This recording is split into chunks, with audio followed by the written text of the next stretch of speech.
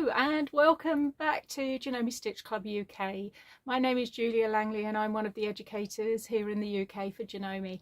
And the aim of this club is to get you looking at your sewing machines a little bit more, maybe helping you out with different feet, different attachments and the different functions on your actual machine, just to get the most out of it. So it's a new year, so new resolutions, and I think one of the most important ones that often gets ignored or avoided is needles.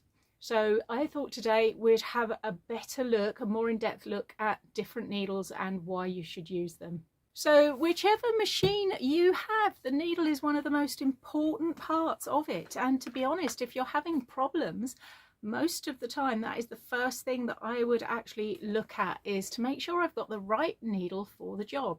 And that's going to depend on the thread that you're using, it's going to depend on the fabric very much that you're sewing with, and sometimes even about the stitches that you're using as well. So we're going to have a little look through. Now I have got in my sewing room, this is my massive box of needles, and it's very organized for me actually. I'm not showing you the rest of my sewing room. This is particularly organized. I've got them all actually labeled. I think this was like a fishing tackle box or something. You'll often see these in shops and they're absolutely brilliant for making sure that you keep everything in order.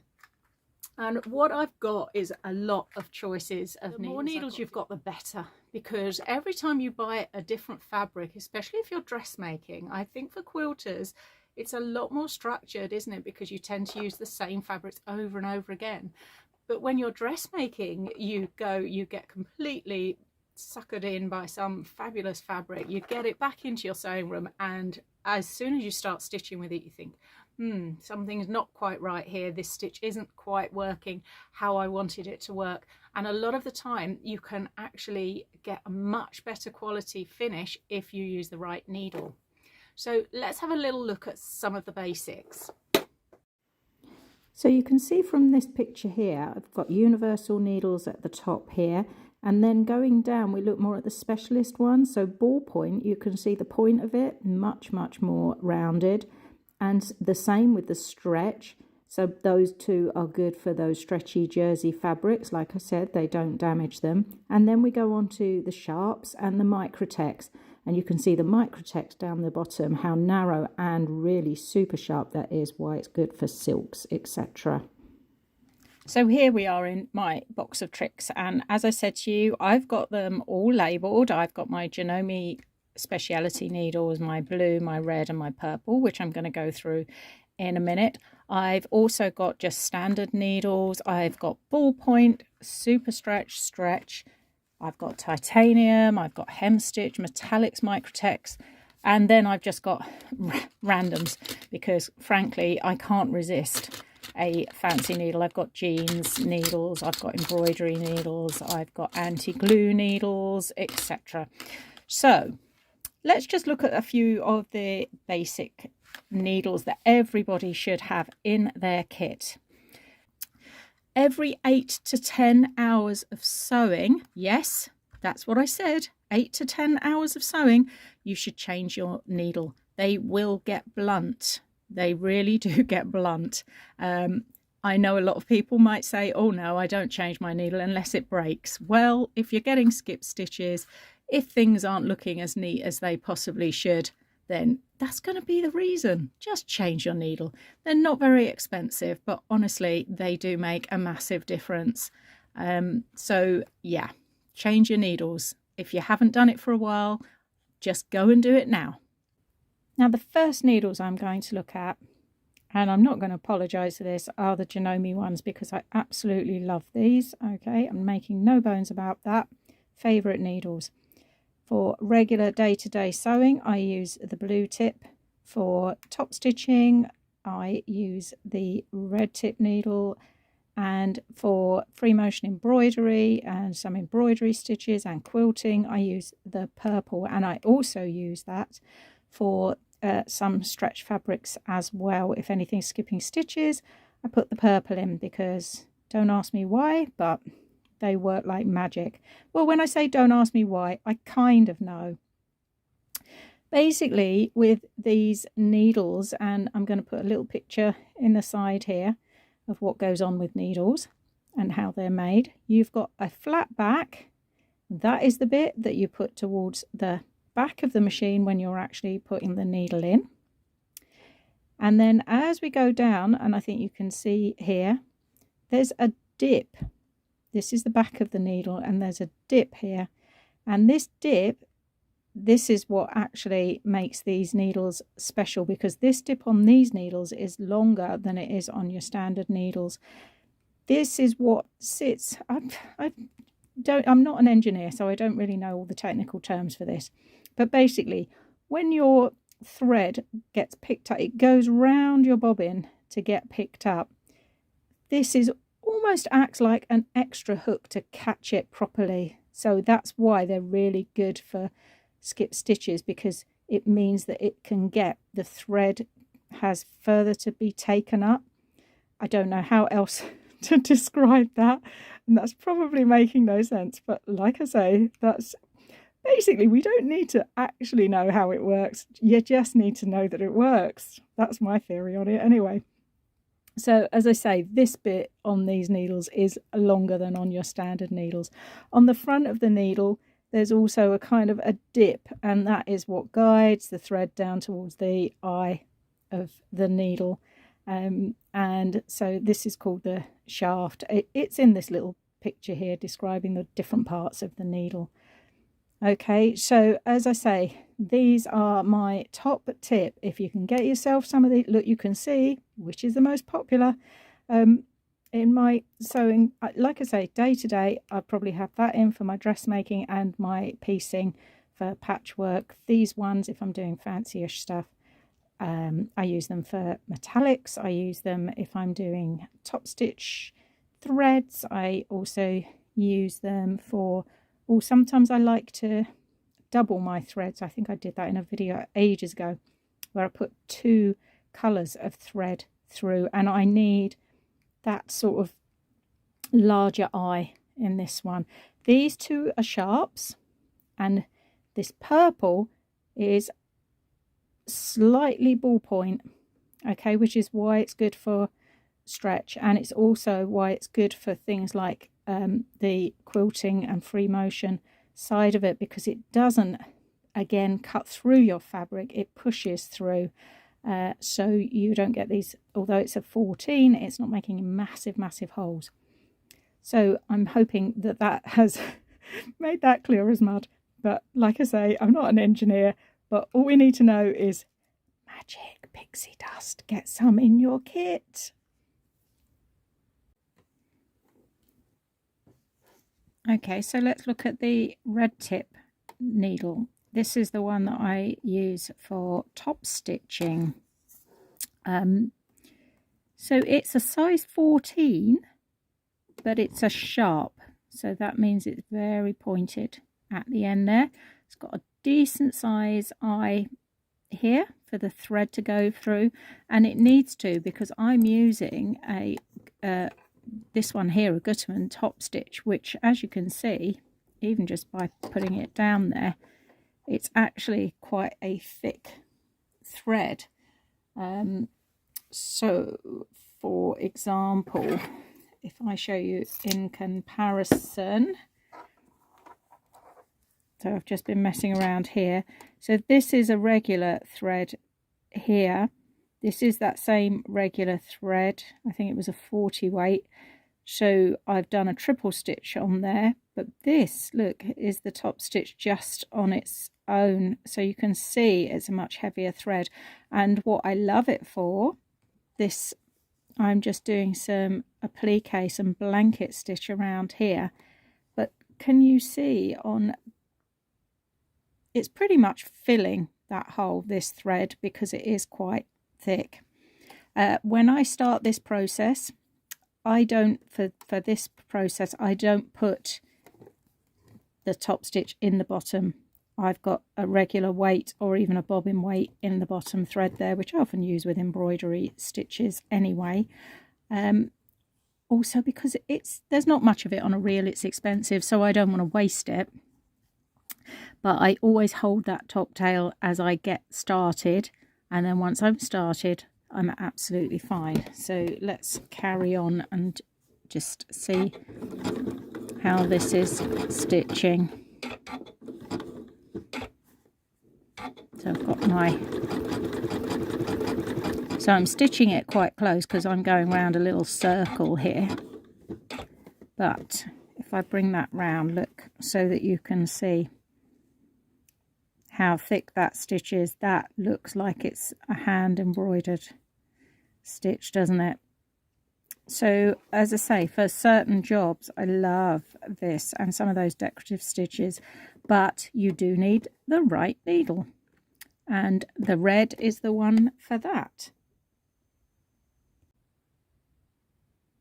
So now I'm moving on to some stretch fabric, and I've got my ballpoint needles here, and this is a set that's got a 9, 11 and 3 14s in there. They're the more common ones that you're probably going to use. I have put the 11 in for this one. This is a relatively lightweight jersey. So as I say, ballpoint needle in here, and I'm just going to do my regular straight stitch. I'm not going to do any of my fancy stretch. When I say fancy stretch stitches, I mean like my zigzags or anything like that.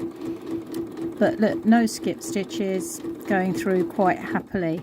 And I think you could see, if I really slow it down in those last couple of stitches, can you see how it's literally pushing its way down rather than sort of cutting? So you can almost see the fabric giving slightly with it as you stitch. Okay, so it's not catching on anything at all, not catching on those elastanes. So look, no skip stitches.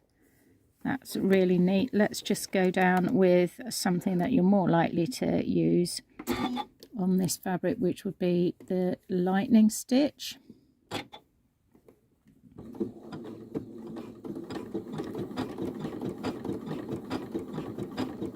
Oh, forgot I'd got it on really slow. Gosh, that was like watching paint dry, wasn't it? But again, it's going through really nicely there. Interesting actually, I think, when you stitch out these samples, because can you see, I will refer you to a previous video I've done on stretch stitches.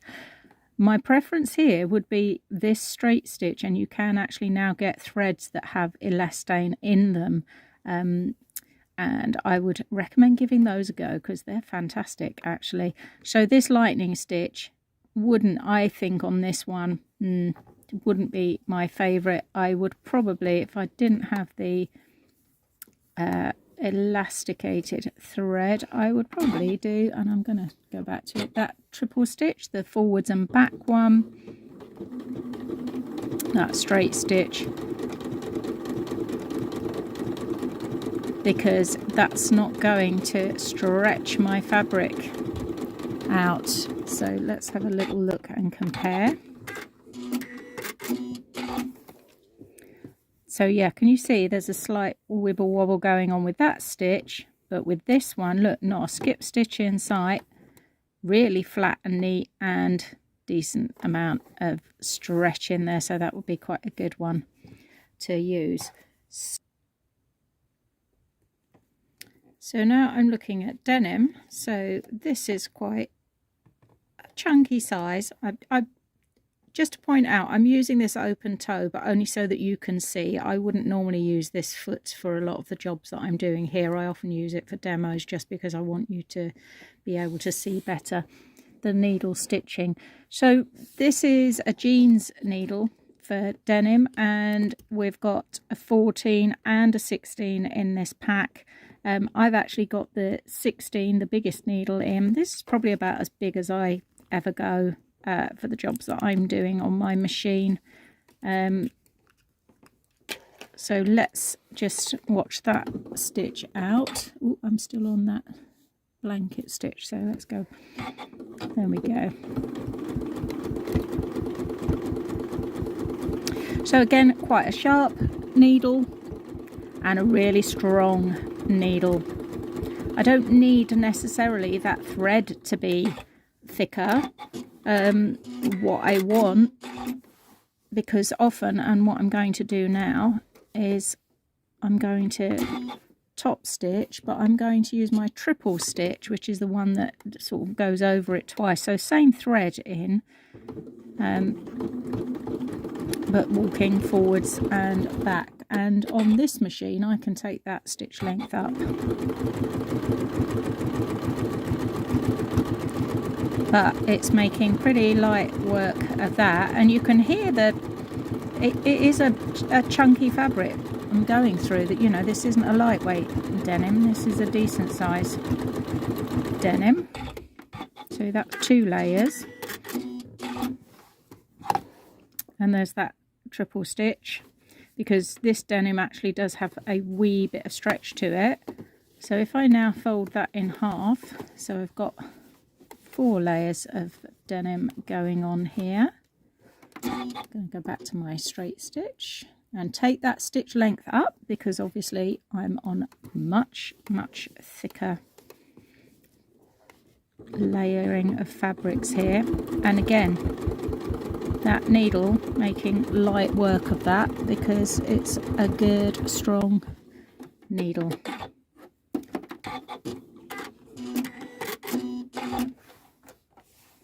So there we go, lots of options there. And as I say, I'm going through 4 layers of decent weight denim there. So that's the jeans needle.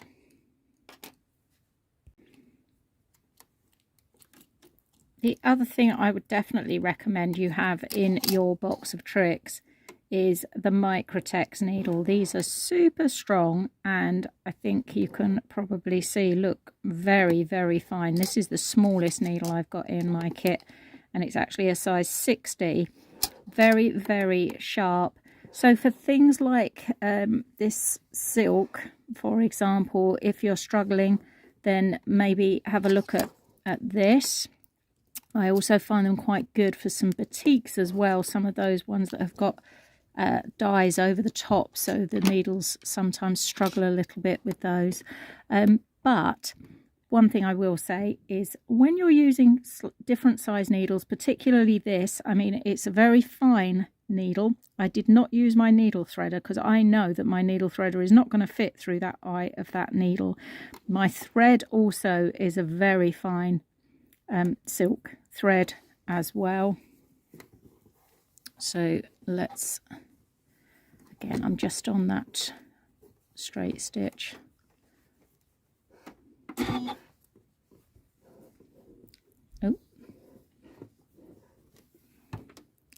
there we go. Haven't done this particularly straight either, have I? But anyway.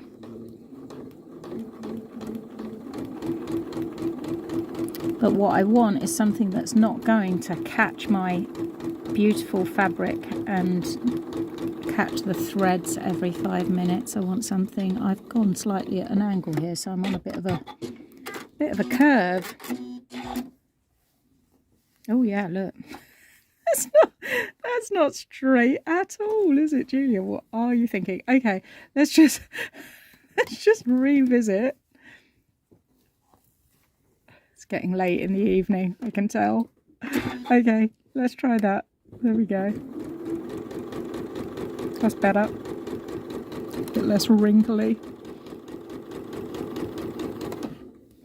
But making light work, again, that needle of that, and not, the important thing is not to catch those threads in that, like I say, that really fine fabric. So no skip stitches, and look, you can barely see that thread because it's so lightweight, and of course it's not punching massive holes. So once that's pressed, you'll barely see that stitching at all, which is kind of what you want with these sorts of fabrics. The final few things to go through is just a little bit of sort of troubleshooting. So a few basic rules, and I'm going to write them underneath as well. I'm also going to put a link to a PDF that's going to give you a lot of this information as well, because I think it's worth printing that out and maybe having that somewhere in your sewing room just to remind you. So for example, if your thread is shredding, then go up a needle size, okay, or to a top stitch that's got a larger hole so there's less friction. You'll find that with metallic threads as well. And you can get specific metallic thread needles which have got a larger eye just for that very job.